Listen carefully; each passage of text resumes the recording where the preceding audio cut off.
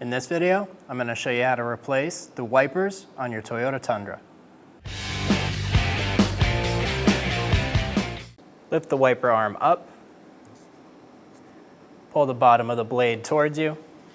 There's going to be a little button located right here. Push in on that button, swing the wiper arm back, and push down. Remove the wiper from the wiper arm. I'm going to return the arm to the glass. Do this gently.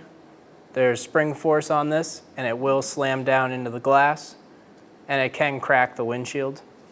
Grab your new wiper blade, lift up on the arm, install the hook, and pull the wiper towards you. Once you've pulled the wiper towards you, give it a little shake back and forth, and make sure it's locked in and it's not going to fall off. And return the wiper blade to the glass. We're going to do the same thing on the other side.